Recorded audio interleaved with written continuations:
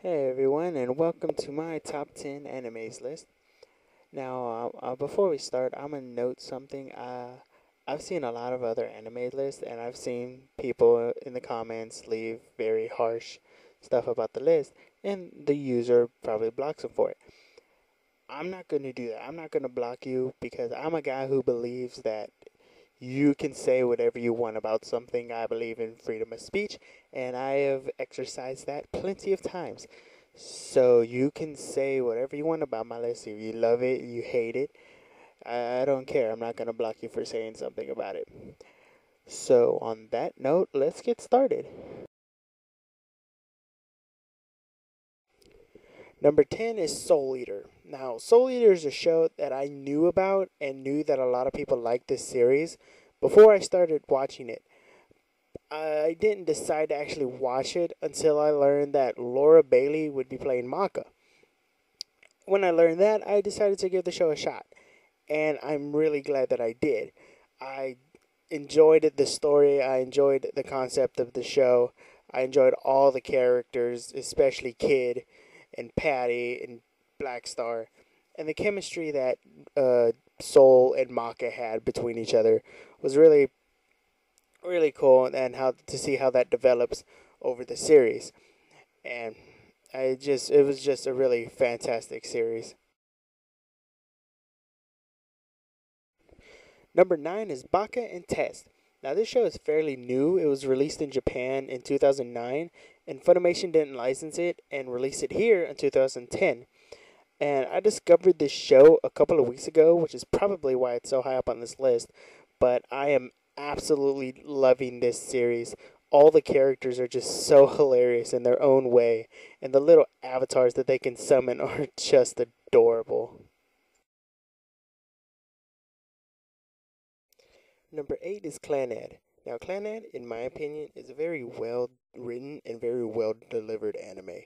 It gives a backstory to all these characters, and you really start to feel and care for them, especially when the sad parts roll in. But then it makes you laugh, and when the funny and really wacky parts come in, it's just a very balanced between happy and sad, and it's just very well delivered when all the parts actually start flowing in. Number 7 is School Rumble. I really can't put into words how hilarious this series is. You know, there are animes that have funny parts, but then they get those couple of episodes that are just really serious and they're not really that funny. This show, I watched every single episode, and all of them made me bawl out laughing at some point during the episode. And it's just so hilarious, every single part of it. Now, I absolutely love this series, but the reason it's at number 7 and not in my top 5 is because of its absolutely horrid ending. I really could not believe that I loved this series so long and watched all the episodes and the OVAs to have it end with an ending that made me absolutely cringe at the very thought of it. But all the ending aside, I really love the show. It's really funny. Number 6 is Fullmetal Alchemist Brotherhood. Now, I say Brotherhood over the original anime because I read the manga first and preferred the manga story over the original anime story. Not to say that it was bad, it's just I preferred the manga story more. And when they announced Brotherhood and said it would follow the manga story, I just couldn't wait for this show. And I was not disappointed. Vic Mignogna and all the other voice actors did an absolutely amazing job with their roles, and the story and animation were just amazing. And Brotherhood had a darker feel to it than the original anime, which just made it even more awesome. Coming in at number 5 is Bleach. Now, Bleach is an anime that where I watched the first episode and I was hooked. The story is amazing and all the characters are just epic. And Tite Kubo has just been amazing coming up with new arcs for Ichigo. Now, I've heard people complain about this show's fillers, But there's really only one part of filler that I really have a problem with, and that was the new Captain arc. The reason I don't have a problem with the Bounce arc is because it started after they got back from the Soul Society. And I didn't know that was filler until I read the manga and noticed that it wasn't in the manga. Now, the new Captain arc started right in the middle of the Espada arc, which was kind of a problem for me since the arc wasn't really that good. And the only thing that made that arc watchable was actually the opening. That opening was awesome.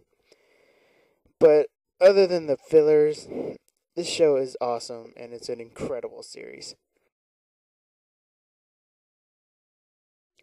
Coming in at number 4 is Kenichi, the Mightiest Disciple. In this anime's case, I prefer the manga way more than I prefer the anime. For two reasons.